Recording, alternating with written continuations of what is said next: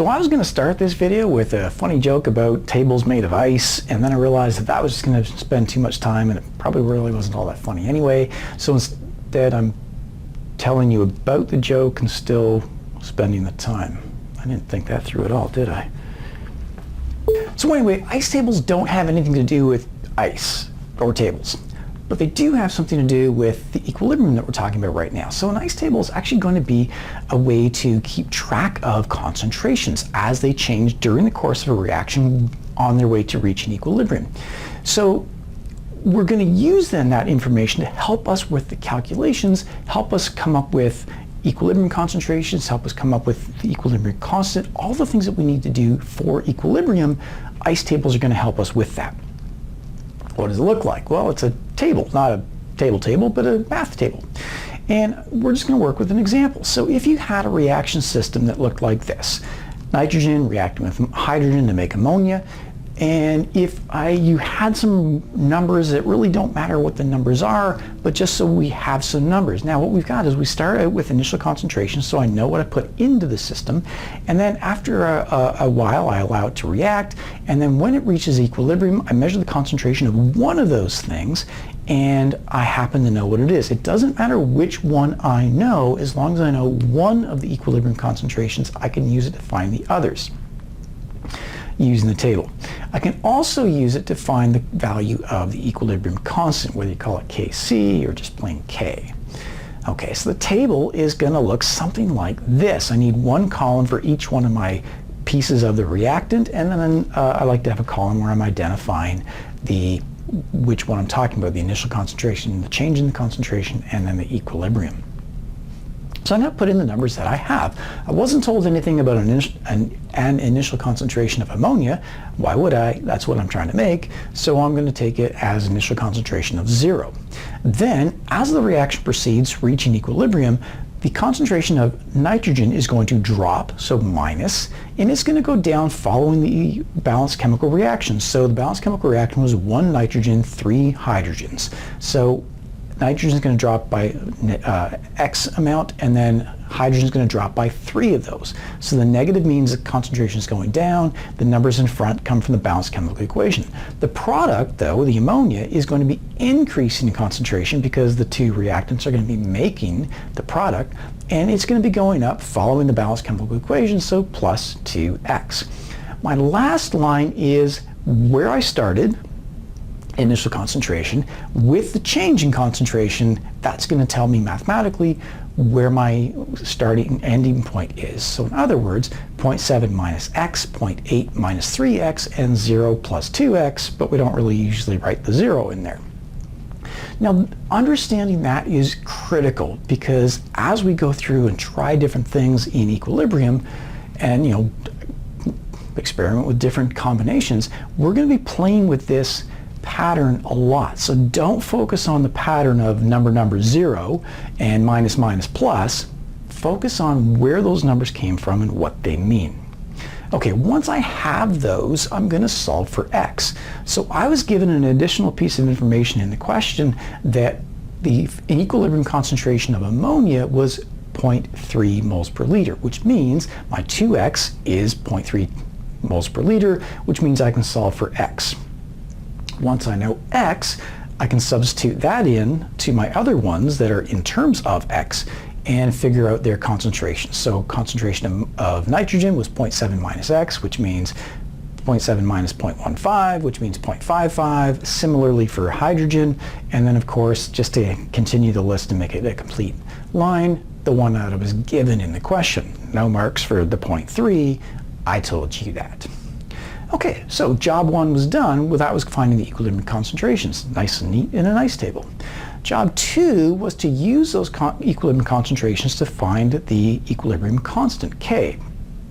So we know how to find the equilibrium expression, or we know how to write the equilibrium expression. Now I take those numbers that I determined from my ice table and I plop those in where the balancing coefficients become exponents on the concentration terms, and we do some math and we get that number. Now that number itself is not magical. It's all about coming up with the values using the ice table and putting them into the expression that we already know how to use.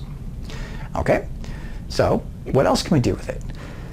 Well, what we can do is we can take a thing here, a system that's going to reach equilibrium, and I can be given a value of K. And it doesn't really matter what the temperature is, but K values are always temperature dependent. And then in a trial, I started it with initial concentrations of hydrogen and fluorine being the same at 0.75, and then I'm now asked to find the equilibrium concentrations, okay, where I now know the value of K.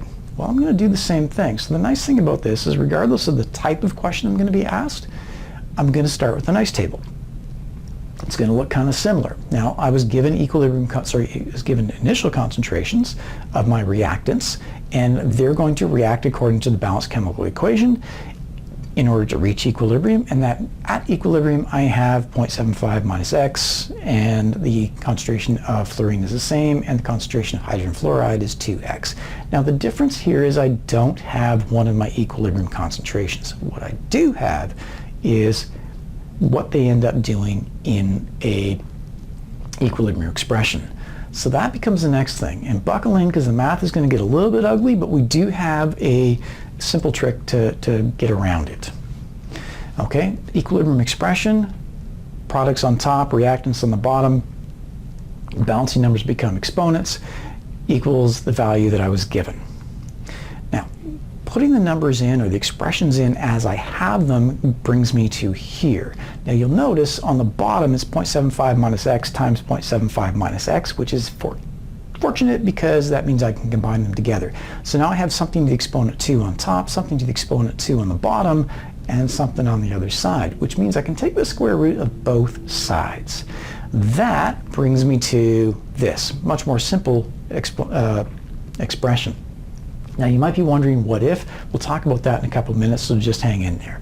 This time I'm going to be solving for X. Now I'm going to take the bottom, I'm going to multiply it across to the other side, and then I multiply 3.27 through, collect all my X terms on one side, set them equal to the other, and then isolate X, and I end up with 0.46. Now it wasn't obvious as we were doing this, but there are units to this, and don't forget X is a term of concentration. So my units are moles per liter. Yes, you need to bring those back in. When you have a number like that, I don't really need units on K, but I do need units on a concentration term. Okay, well that was X. So we're not done yet, because now I need the other equilibrium concentrations, because now that I know what X is, I can figure out the other ones. 0.75 minus X, for example, will give me the hydrogen and the fluorine equilibrium concentrations, and then hydrogen fluoride was 2 times X, and I can come up with that as well, knowing X. Okay, you asked if the thing wasn't a nice square root on, perfect square on top, perfect square on the bottom. What would we do then? There's kind of two answers to that. Well, there's an easy answer, short answer, a long answer, short answer, and the real answer. And the short answer is we're not really going to do too many of those kinds of questions. The longer answer is you could go through all of the math. We're not going to, because I don't know how to do the math. So then the real answer, I guess, is when we do need to go through something like that, there will be a couple of little chemical sorcery tricks that we do. But anyway, let's see where we go with here.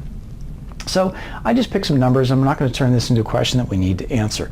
So if you were to try something like this, so I've got one reactant, 2 products, that's why the 1 number and 2 zeros, and then it's going to react according to the equilibrium, it's going to react reaching equilibrium according to the balanced chemical equation, and at equilibrium it would have these kinds of numbers. Taking those expressions and putting them into the equilibrium expression, I end up with something like this, which is getting pretty ugly. If I simplify that a little bit more, I'm down to 4x cubed on top and then a square expression on the bottom. Now, some of you may know how to solve a cubic expression, and that's awesome. I don't, which means I would be into 2 problems here. I would either have to forget about it, or if there was another piece of information that would be kind of particularly helpful, like if there was something special about that K value that I could make use of, then I would do that. But at this point, I'm not going to go any further because we don't need this. The questions that we're going to be working with will either work out or we'll be able to do some witchcraft. So where are we at? you should be able to set up a nice table. And I do want to pay particular attention to that middle line, the change line, because that's where I find most people run into problems.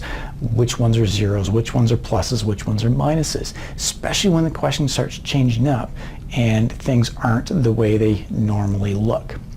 You should be able to use a nice table to come up with equilibrium concentrations and a k-value, and you should be able to use a nice table and a k-value to come up with equilibrium concentrations.